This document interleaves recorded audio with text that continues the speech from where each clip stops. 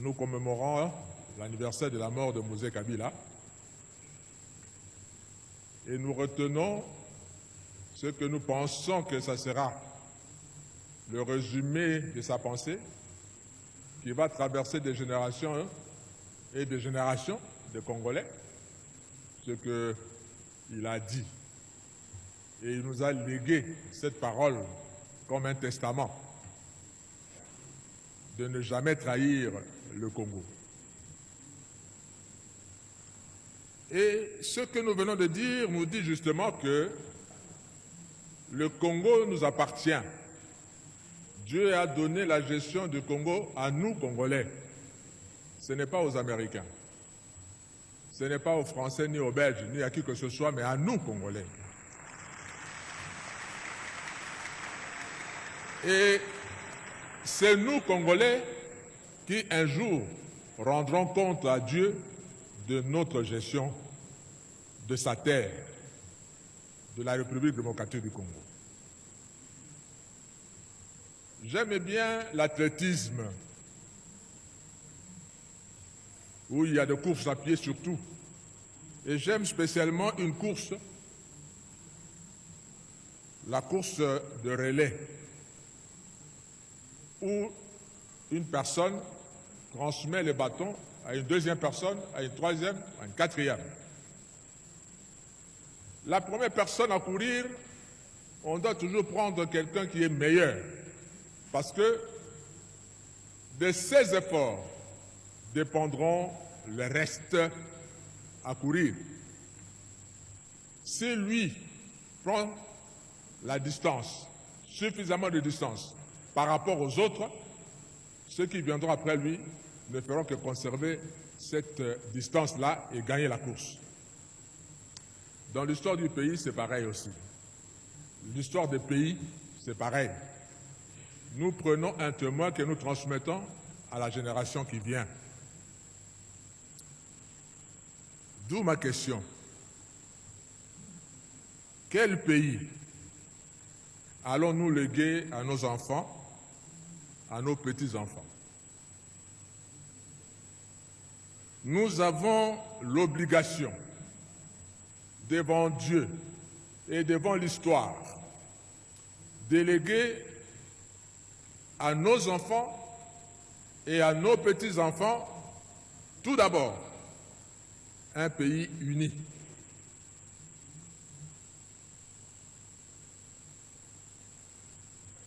Nous n'allons pas léguer à nos enfants un pays divisé.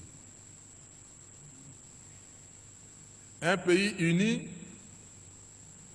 nous savons que nous avons autant de populations, autant de peuples, autant de langues, autant de cultures, mais c'est ça qui fait la force d'un pays.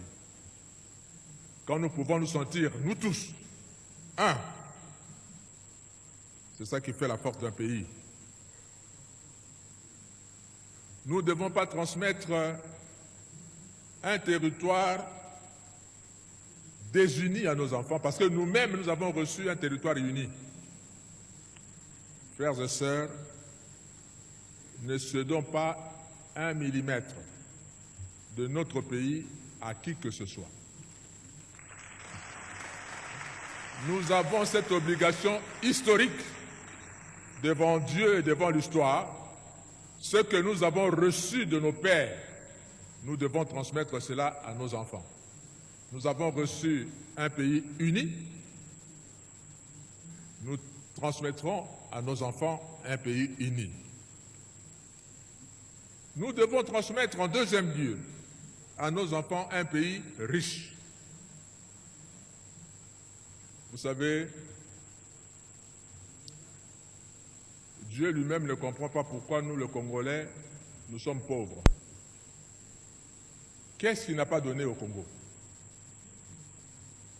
Qu'est-ce qu'il ne nous a pas donné pour que nous soyons considérés parmi les pays pauvres? Quand nous regardons d'autres pays, je ne vais pas citer de noms, ils ne vivent que d'une seule richesse. Il y en a qui ne vivent que du tourisme. Il y en a qui ne vivent que du pétrole. Il y en a qui ne vivent que de la banque. Mais nous, Dieu nous a tout donné. Nous avons du pétrole à Mwanda. Et ce n'est pas seulement le pétrole à Mwanda. Chez moi, à la Québec centrale, il y a du pétrole.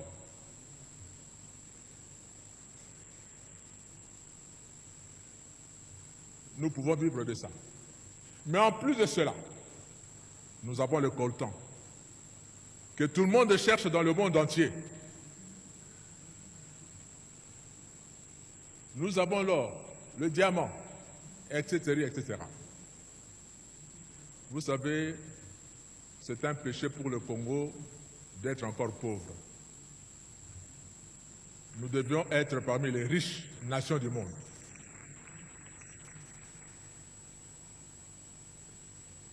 Jésus dit dans Luc chapitre 12, verset 48, « On demandera beaucoup à qui l'on a beaucoup donné, et on exigera davantage de celui à qui l'on a beaucoup confié. » Dieu nous a donné beaucoup, et il nous demandera beaucoup également. Nous devons léguer à nos enfants un pays avec une autosuffisance alimentaire. Quand vous prenez l'avion, vous circulez dans notre pays et vous regardez la verdure qu'il y a, autant d'espaces vides où nous pouvons cultiver, élever les bêtes. Et nous ne le faisons pas, et nous importons la nourriture de l'extérieur, c'est vraiment inadmissible pour le Congo. Je suis parti il y a plusieurs années au Sénégal. C'est là où j'ai vu l'effet de serre.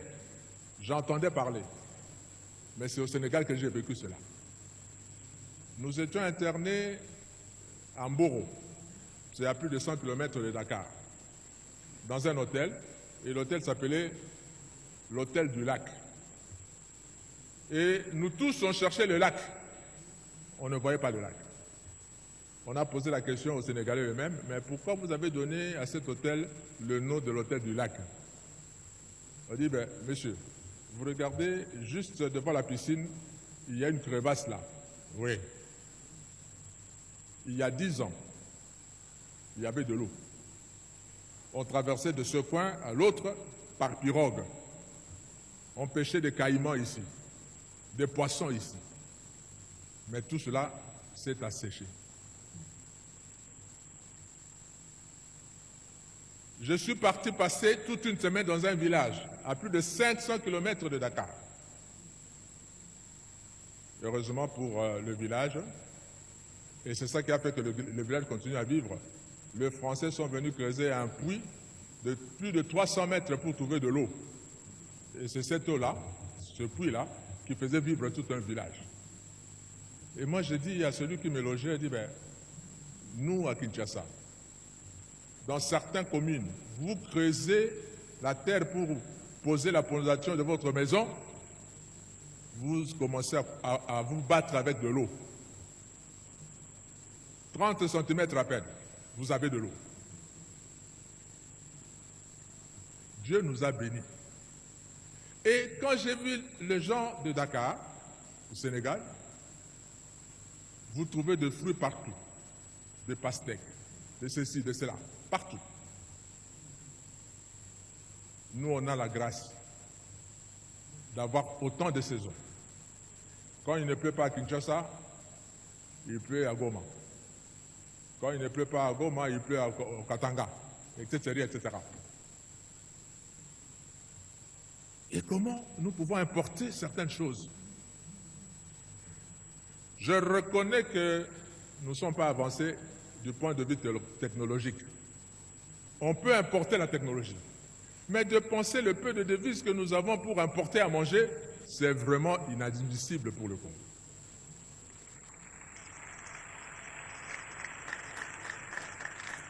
Nous devons léguer à notre pays, à nos enfants, pardon, un pays où l'État existe réellement.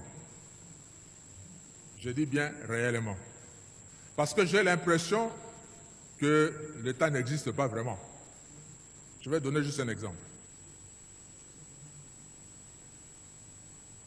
Nous sommes en la République démocratique du Congo, nous conduisons à droite et le volant de notre voiture se trouve à gauche. C'est comme en France, c'est comme aux États-Unis, c'est comme en Allemagne. Vous allez chez les Allemands, chez les Anglais, et ils conduisent à gauche et le volant à droite. Dans des pays anglophones comme l'Afrique du Sud, etc., c'est comme ça. Dans tout ce pays, quand vous allez, là où on conduit à gauche et le volant à droite, toutes les voitures sont comme ça.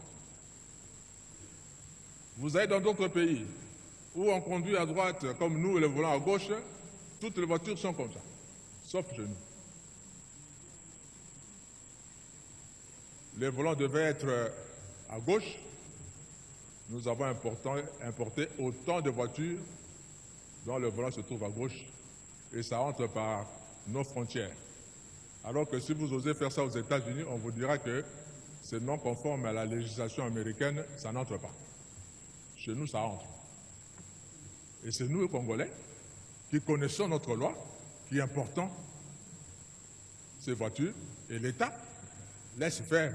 Ça veut dire que l'État n'existe pas réellement. Il faut renforcer l'autorité de l'État.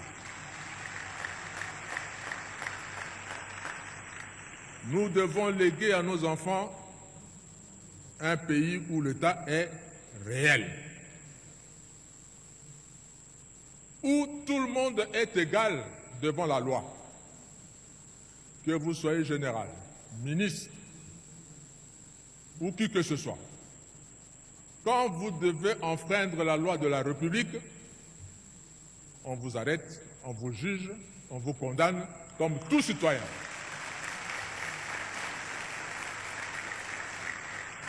J'étais étudiant aux États-Unis à l'époque du président Reagan. Un matin, on se réveille, breaking news, toutes les télévisions. Qu'est-ce qu'il y a? On a tiré sur le président. On a vu ça en direct. Et moi, j'ai dit, en bon Congolais, à l'époque, c'était Zaïrois, j'ai dit, oh là là là là là là là. Ces garçons a cherché un problème avec sa famille. Parce que je me rappelle de nous. J'ai dit, ben, on ne va même pas le juger. On va le condamner, on va le tuer, peut-être tuer toute sa famille. Je raisonnais comme ça. Mais les États-Unis m'ont donné une leçon. On l'a arrêté comme un citoyen américain. On l'a jugé comme un citoyen américain. Même s'il a tiré au président des États-Unis, on dit, ben, c'est un citoyen américain qui a tiré aux citoyens américains, même si c'est le premier citoyen, mais c'est un citoyen américain. On l'a jugé. Et comme il vient d'une famille riche, il a trouvé un avocat de haut rang. Ils ont plaidé l'insanité, la déficience de sa tête, de son intelligence. Curieusement, la Cour a cru, parce qu'on a fait des tests et c'était vrai, on ne l'a pas condamné. On l'a condamné plutôt à être soigné. J'étais abasourdi. Un monsieur qui tire sur un président de la République et on lui donne un procès équitable. Et au lieu de le condamner en prison, on le condamne à aller plutôt être soigné. Parce que, c'est la leçon que j'ai appris là-bas, tout le monde est égal devant la loi. La tendance du Congolais, c'est de dire que la loi est là, mais moi je suis au-dessus de la loi. Parce que je suis. Non, nous devons léguer à nos pays, à nos enfants, un État responsable où tout le monde est égal devant la loi. Nous devons léguer à nos enfants un pays où l'on circule librement. Quand je parle de circuler librement, je vois le transport, pas seulement de la ville, mais surtout de routes interprovinciales, intervilles, etc., etc. J'étais dans une rencontre à Nairobi, une rencontre de l'Église. Je vous assure qu'il y a des gens qui nous aiment. Parce que j'ai assisté à la prière de gens qui priaient pour mon pays, j'ai eu de larmes aux yeux.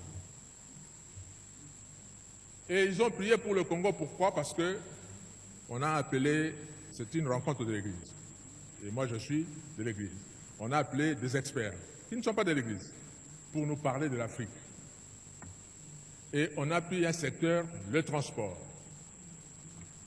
Quand vous prenez votre véhicule en Afrique du Sud, vous allez traverser tout le pays du Sud, vous montez vers le Nord. Vous allez traverser ce pays par route.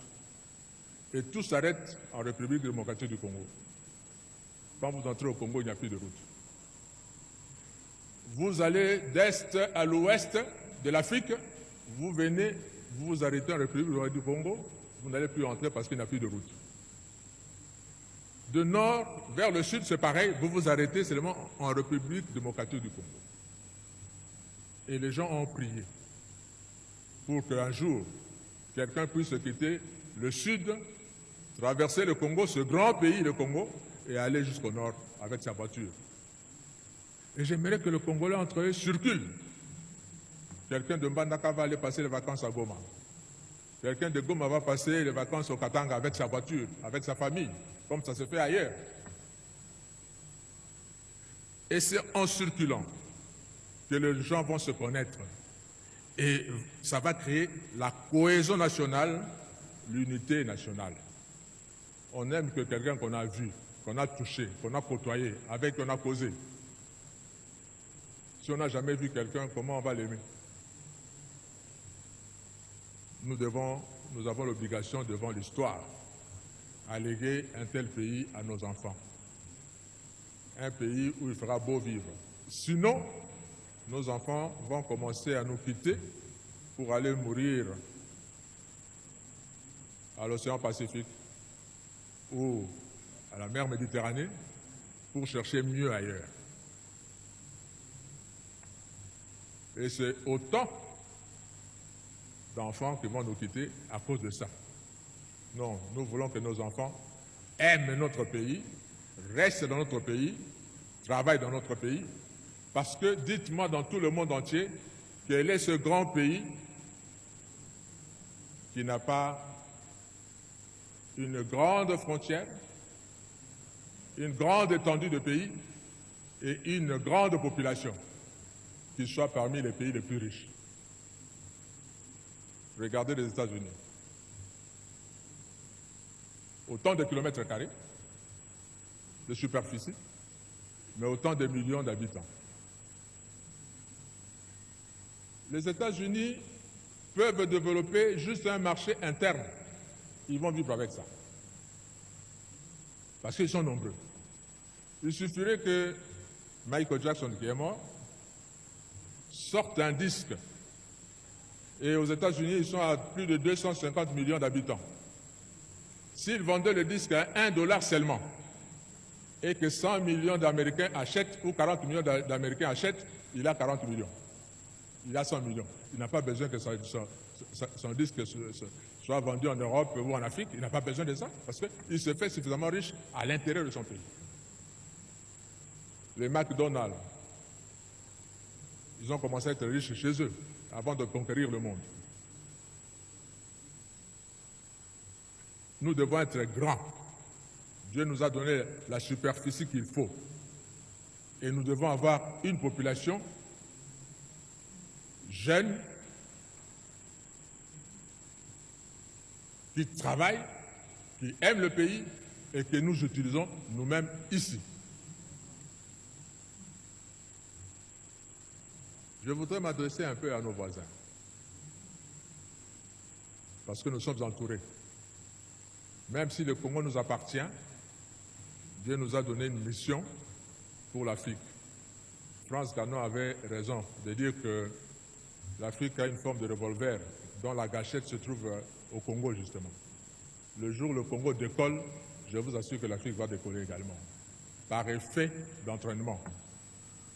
Si vous allez aux États-Unis, le pays comme le Mexique, le Canada, ont décollé parce que les États-Unis ont décollé.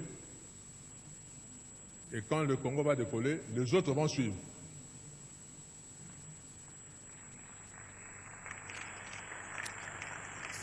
Et ces voisins, je vous dis nos voisins, Dieu vous a donné votre terre. N'enviez pas la nôtre.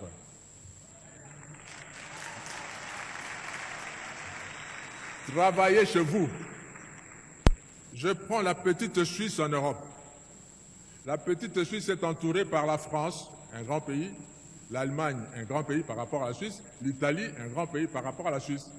Et dans la Suisse, ils parlent les 3 langues de ces pays-là. Mais ils sont fiers d'être Suisses. Ils n'envient ni la France, ni l'Italie, ni l'Allemagne. Mais puisqu'ils se sont tournés chez eux, à travailler chez eux, Dieu leur a donné la confiance du monde entier. Tout le monde entier va garder son argent en Suisse. Et la Suisse vit de ses banques. Ces pays aussi peuvent vivre de ce que Dieu va leur donner de faire, au lieu d'envier la République démocratique du Congo et avoir des stratégies pour profiter de la République démocratique du Congo. Surtout, ne prenez pas 1 centimètre de la République démocratique du Congo, parce que le Congo ne sera pas toujours faible comme il est maintenant. Il va se réveiller un jour. J'étais étudiant également en France, et Dieu a fait que je vive dans la ville de Strasbourg pendant 5 ans. Et Strasbourg fait partie de la grande région qu'on appelle Alsace. Et les Alsaciens parlent un dialecte germanique, c'est-à-dire qui ressemble plus à l'allemand qu'en français. Vous avez beaucoup d'Alsaciens qui ne savent même pas parler français correctement quand vous êtes dans leur village là-bas. Ils parlent plutôt allemand. Et là où je vivais, je louais. Mon bailleur me disait un jour, Monsieur Kofo, mes parents sont nés ici à Strasbourg, ont grandi à Strasbourg. Moi, je suis né à Strasbourg, j'ai grandi à Strasbourg. Et tout en vivant à Strasbourg, j'ai été 2 fois citoyen allemand et je suis redevenu 2 fois citoyen français. Il m'a dit comment? Parce que lors de la Première Guerre mondiale, 14-18, l'Allemagne a envahi la France et a récupéré, selon l'Allemagne, son droit sur l'Alsace qui lui appartient historiquement, parce qu'il parle la même langue. On a récupéré ça. La guerre de 18 se termine, les Allemands perdent de la guerre. La France récupère son pays, son territoire. On arrive à la guerre de 40-45, pareil. L'Allemagne envahit la France et récupère l'Alsace. En 1945, l'Allemagne perd la guerre, la France récupère sa terre. Le Congo, si vous prenez, vous osez prendre une partie du Congo maintenant, nos enfants vont le récupérer les années qui viennent.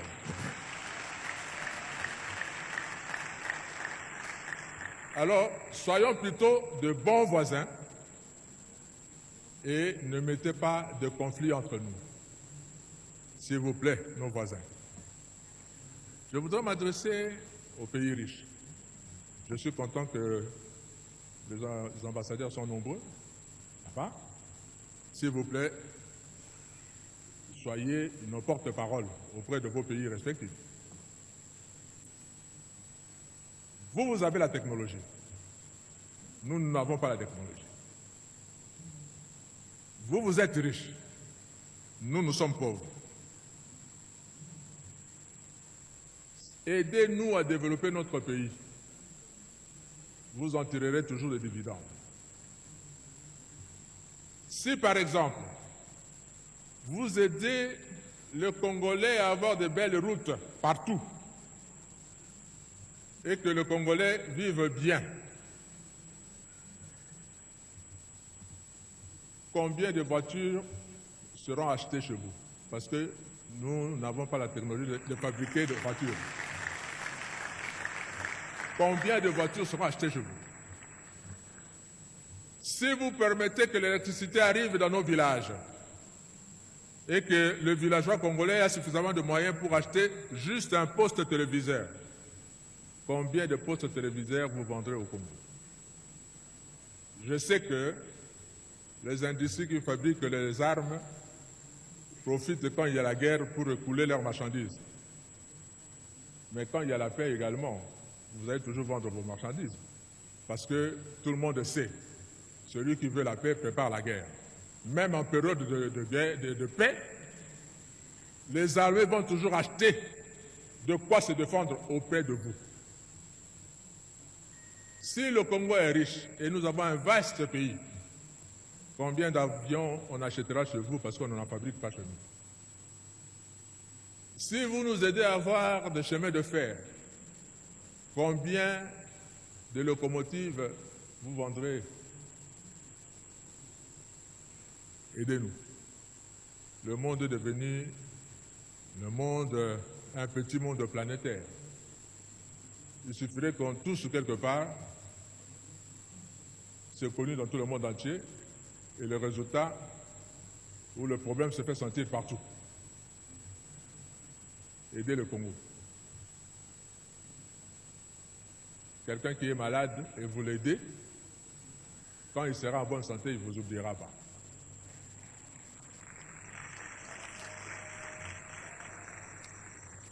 Le Seigneur m'a donné ce message pour nous les Congolais. Nous avons l'obligation de léguer un bon pays à nos enfants. Et nous avons demandé aussi à nos frères et sœurs qui partagent avec nous ce continent d'Afrique d'être de bons voisins et demander à ceux qui sont les maîtres du monde maintenant de s'occuper du Congo aussi. Parce que, qui sait, l'histoire nous montre que l'aiguille tourne. Dans l'histoire, il y avait des pays comme l'Égypte qui étaient de grandes nations à l'époque, qui ont dominé le monde à l'époque. Et puis nous sommes partis en Europe. On a eu la Grèce, on a eu Rome, et à un moment, les Français ont dominé, les Espagnols l'ont fait, les Britanniques également. Maintenant, nous avons les États-Unis. Ça a quitté l'Europe, ça va vers l'Amérique. Qui ne vous dit pas que dans le prochain centenaire, ça sera l'Afrique. Et l'histoire, je vous assure, ne s'oublie pas. On se rappellera toujours de ceux qui nous ont aidés et ceux qui ne nous ont pas aidés. Que Dieu nous bénisse. Bénisse la République démocratique du Congo. Amen.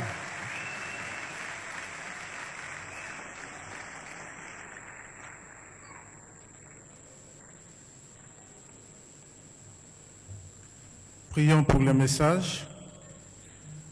Merci Seigneur de nous avoir parlé. Que ton esprit continue son travail dans nos cœurs. Au nom de Jésus. Amen. Nous voulons offrir à Dieu ce que nous avions amené. Nous demandons aux diacres et diaconesses de prendre des paniers, car la Bible nous dit de ne pas venir dans la maison de l'Éternel les mains vides. Que chacun donne comme il a résolu dans son cœur, avec joie, sans tristesse. J'ai l'acte.